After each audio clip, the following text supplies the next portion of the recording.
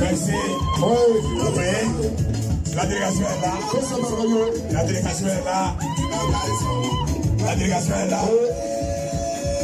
La délégation est là. Merci. On fait du bruit, on fait du bruit. On fait du bruit. On fait du bruit. Oui. Oui. Maman, fille. Oui. Salut les doigts. C'est le doyen. C'est merveilleux. Oui. On salue. Merci. Merci. Merci. Merci. Merci, on fait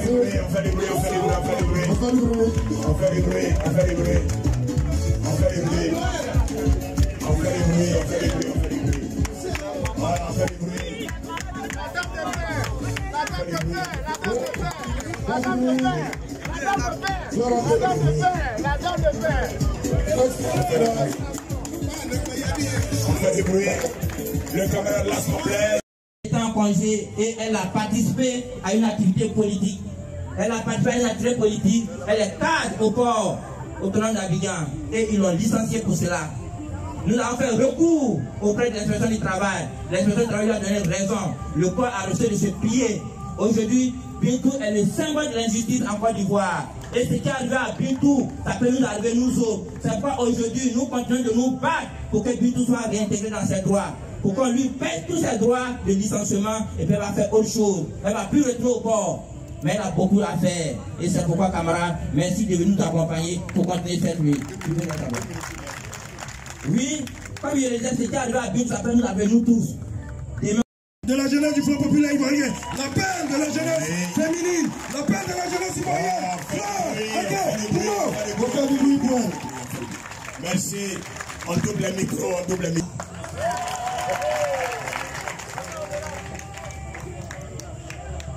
Est-ce que les mamans Gbagbo sont là ce soir? Chef qui est l'invité principal. Mais il m'a autorisé à dire 2 mots. Vu que vu que mon arrivée a été annoncée, alors je ne serai pas longue. Je voudrais juste vous dire, ce que j'ai fait, je ne l'ai pas fait de moi-même. Vous savez, quand nous sommes militants d'un parti politique et quand nous sommes enseignants à la bonne école, on essaie de copier ce que nos référents politiques ont fait dans leur parcours pour arriver là où ils sont aujourd'hui. En 1990, quand Gbagbo s'est présenté face à Oufoué, il y a des gens qui ont vu ce acte-là comme un acte de folie. On se demandait, mais il compte sur quoi? Mais Gbagbo l'a fait. Et Gbagbo l'a fait en 1990. Et nous sommes des enfants de Gbagbo. C'est pourquoi, depuis 10 ans, le FPI, qui n'a pas participé aux élections, a demandé qui voudrait être candidat. Alors, comme nous avons encore le souvenir de l'exploit de notre référent politique, nous avons essayé de reproduire ce qu'il a produit en 1990. Mais vous savez, il y a des codes qu'on n'avait peut-être pas reçus. Parce que si on avait reçu tous ces éléments et tous ces codes, nous sommes sûrs d'avoir gagné. Nous savons que nous avons gagné. Mais nous le savons, nous n'avons pas la culture de la violence. Peut-être que si on avait usé de violence, aujourd'hui, je serais assise dans le siège et j'aurais arraché le tabouret au distributeur de tabouret. Mais comme nous n'avons pas la culture de la violence et comme nous avons appris des codes en politique, pour une question d'éthique en politique, on ne peut pas demander à nos parents de descendre dans la rue. Parce que si on demande à nos parents de descendre là, on sait ce que ça va produire. On sait ce que ça va produire. On veut préserver la paix. Vous savez, la première dame Simone, notre maman, elle nous a dit, quand nous sommes allés la voir, elle dit, la toute première fois qu'elle a participé à des élections, elle était assise sur une chaise, sur son tabouret, parce qu'il s'agit d'un tabouret là. Elle était assise pendant 3 jours au sein de la commission électorale. On compte les voix, on récompte. On compte les voix, on récompte, jusqu'à ce qu'on la déclare vainqueur. Donc en 1990, Gbagbo s'est présenté face à Oufoué. Moi, j'aurais dû faire comme maman Simone aussi, m'asseoir sur mon tabouret jusqu'à ce qu'on me déclare vainqueur avant que je quitte la CEI. Donc il est bon de savoir toutes ces choses. Nous avons gagné pour le bonheur des Ivoiriens, mais nous avons en face de nous des gens qui n'aiment pas les Ivoiriens.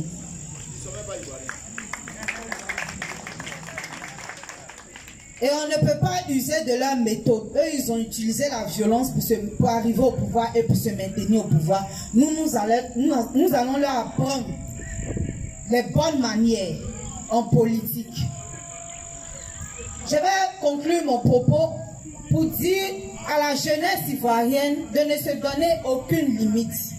De même que je suis une jeune dame, je n'ai pas grand moyen et j'ai osé, vous pouvez oser. N'ayez aucun complexe. Parce qu'en vérité, les personnes que vous voyez en face de vous là, ce n'est pas forcément des gens qui représentent quelque chose. Aujourd'hui à Beauville, on sait ce qu'on représente. Parce que nous sommes sortis du néant. Il y a ici des membres du BEN, de la GFPI, qui étaient avec nous sur le terrain. Le chef Las Blaise a dirigé la campagne.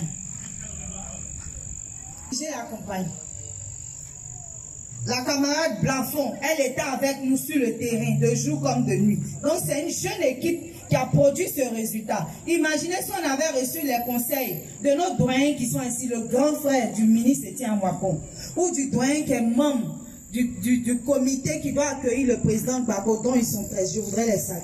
Que les hommes, si ces personnes n'ont été avec nous, utilisent les choses viles pour confondre les sages, les petites choses. C'est un petit bout de glace qui a fait tomber le Titanic.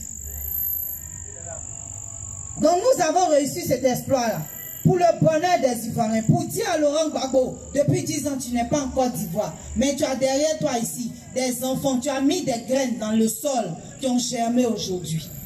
Et cette jeunesse est venue ici ce soir pour vous dire qu'elle se remet au combat. Elle se remet au combat.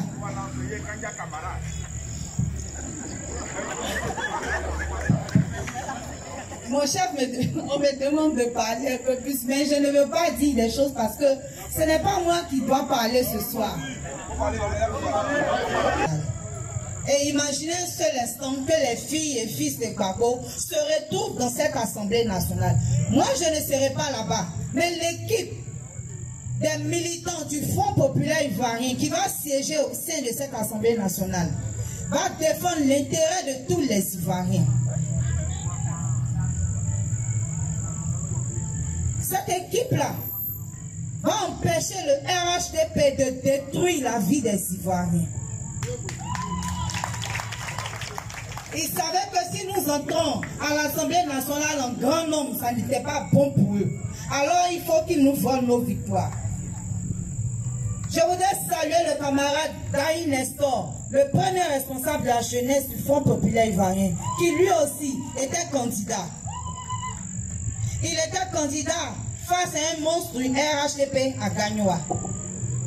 Je voudrais saluer le camarade Jean-Luc Tano, qui était candidat face à Djoumani, qui est le porte-parole du RHDP. Donc il n'y a pas que Fleur Esther Kembo qui a affronté un monstre. Jean-Luc Tano, votre fils, lui aussi, il avait face à lui, à Djoumani. Daï Nestor, lui aussi, il avait face à lui un monstre du RHDP qui est le maire de Gagnoa. Alors, chers parents, je vais devoir m'arrêter maintenant. Mais l'année dernière, j'avais été invitée ici. Je devais me rendre ici au Parlement. Jean Kadjoko, c'est le camarade Messou qui m'avait invité. Alors, je n'ai pas pu effectuer le déplacement plus tôt. Mais dans la vie, il vaut mieux tard que jamais. Je n'ai pas pu venir l'année dernière, mais me voici ce soir. Gardez la foi. Pour nous qui sommes chrétiens, depuis des siècles, on nous dit Jésus revient. On ne sait pas quand il revient, mais est-ce que tous les dimanches, nous ne sommes pas assis à l'église? Parce qu'on croit au retour de Jésus. De même que vous croyez au retour de Jésus, croyez aussi au retour de notre référent politique, le président Laurent Gbagbo. Il va revenir. Et il va revenir. Que Dieu vous bénisse.